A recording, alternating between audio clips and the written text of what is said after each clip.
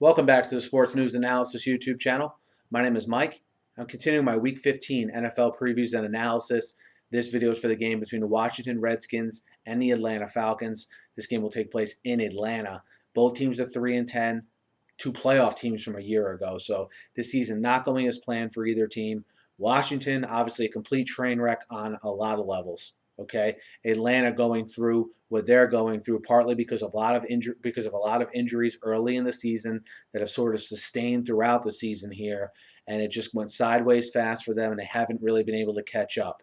The effort is still there for Atlanta, okay, and I think the incentive to play hard is still there for Atlanta because I think their head coach is going to be back, the GM is going to be back. They're going to have the same general program in place next year. They're going to go at it one more year with this group, and maybe even beyond. Okay, I think they look at this year as a total mulligan. They have some young parts sort of emerge here. Whether you talk about a Harry Douglas, whether you talk about on the defensive side of the ball, Robert Alford, and a Trufant that they drafted last year from Washington. I think they're headed certainly in the right direction here. Whereas you look at Washington, a team that their coach is definitely on the way out after what has unfolded here in the last month or so.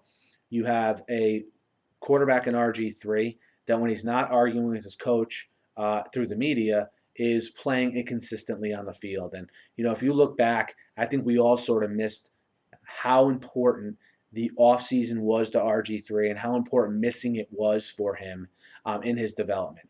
Yeah, he's taken a huge step back this year. I think it could directly be correlated to that injury, maybe coming back a little too fast and rushing on the field. I can't knock a guy for trying to come back.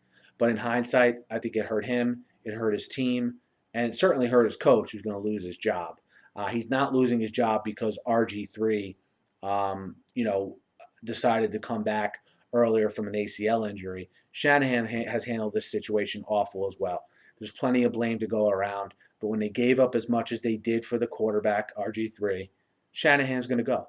It's not even a decision for the owner really to make. It's an easy one in this case. So RG3 will get his new chance with his new coach next year. But we got some games to play here to finish out the season. And what is their motivation like? They should be able to run the ball on Atlanta because everyone does if they're motivated. If Kirk Cousins plays in this game, because it's a little bit up in the air who's going to play, how does he play having not played all season? These are question marks I have regarding the Redskins in this particular matchup. Can London Fletcher lead that defense and try to get something out of them here down the stretch? They've been so bad this season that I think Atlanta's going to be able to move the ball on them. I question what you get out of Washington this particular week after how bad they looked at home against Kansas City. They looked listless. I know the weather was bad, but these are professional football players that get paid, to play in 16 games a year. And if they can't get up for even one of them, that's a great cause for concern for me, especially at home. So I'm going to take Atlanta minus the 6 at home this week. Guys, let me know what you think. Hit me up in the YouTube comments.